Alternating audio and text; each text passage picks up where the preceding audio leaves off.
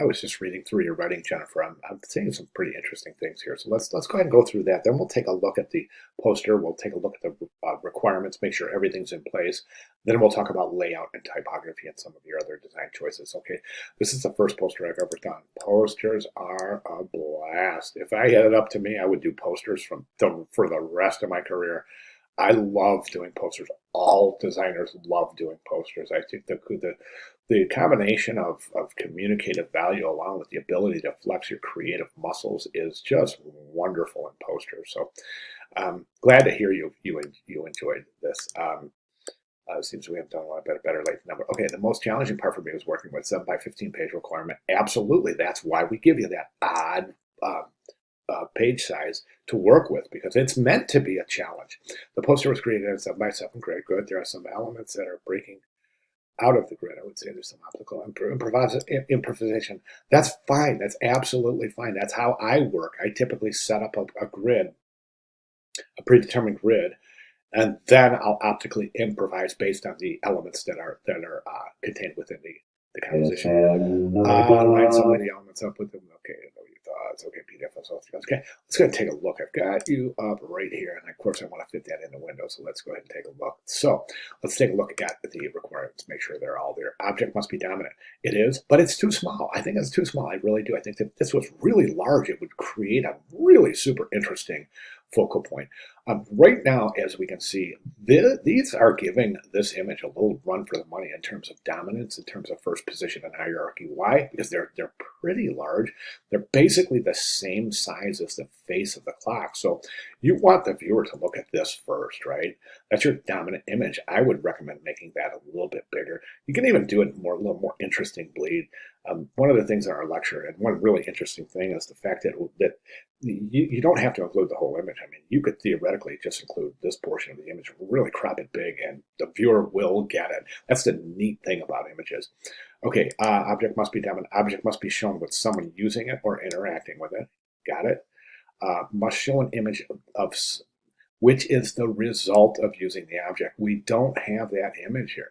An image which is the result of using the object. I would say maybe an image of somebody who's like all bright, maybe with their coffee and they're happy that's morning, and so the result of the alarm clock is getting a good night's sleep, getting up. I guess I don't know. I'm just trying to think of a way to show the result of using the object. To me, it's not like a good night's sleep, like all nice and refreshing. You see what I'm saying? I'm not saying do that. I'm just throwing an idea at you.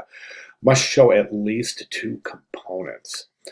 Right now, we don't have 2 components. I mean, you've got the alarm where you set the alarm, but you don't have 2 components. I mean, a component could be this little thing, the clanker thing. A component could be the bell. A component could be the arms. So really try to think about the way you can show a component. I'm sorry, to show at least 2 components. You must include design in everyday life. Got that?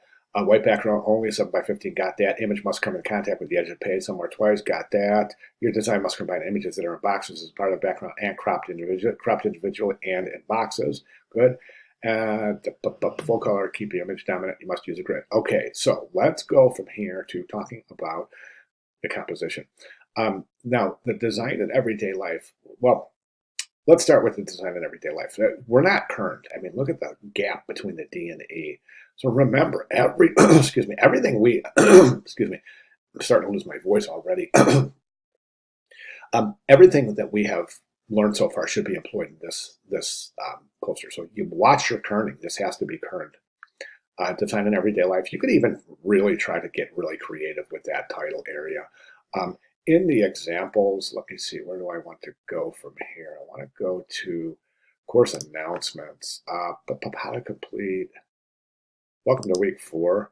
These are really important announcements right here. All 4 of these right here. You got to get in there and look at all of these. There's some examples and all sorts of stuff. How to complete assignment, 4 tips and tricks. There's a video there where I really show you blow by blow how to extract elements from an image to use in your layouts. You definitely want to take a look at those.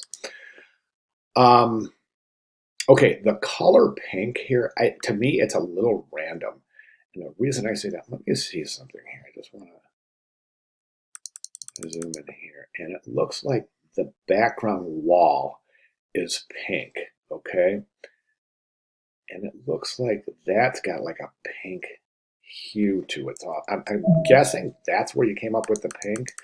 But the thing is it would be great if you could find a digital clock maybe with a pink face, because right now that little sliver of wall is indicating the decision for these pink circles. And I'm not sure if there's enough pink in there. I'm wondering if you could find a clock with a pink face, but think about your color choices therein.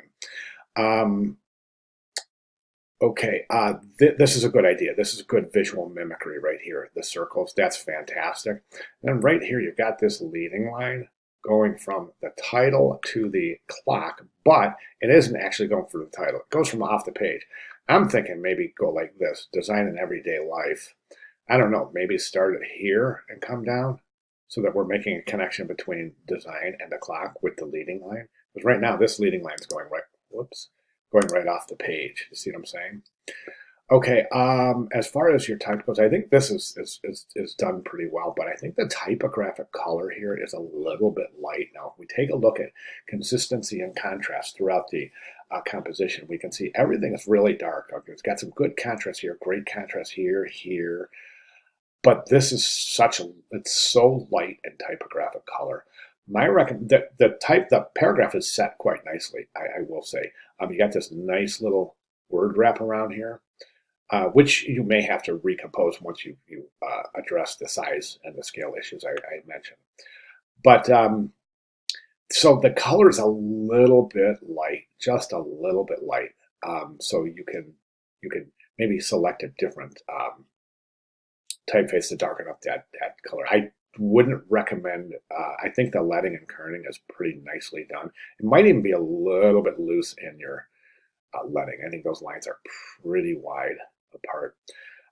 Design in everyday life. Now in the examples, if I go over here and I go to welcome to week 4, I'm going to open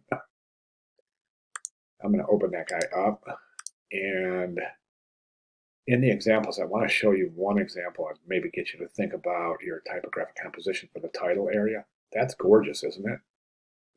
These are all pretty pedestrian, I would say. But look, that is just gorgeous there, that typographic composition. My recommendation is to try to enhance the typographic composition for the title area. I think that might provide a really interesting, engaging point of visual emphasis. Okay, so fantastic start. If you those are my recommendations, by the way. I think I would highly recommend that you employ those for your final. And of course, if you have any questions at all, let me know. I'll be glad to make any necessary clarifications. But great start. Thank you very much. And again, if you have any questions at all, please let me know.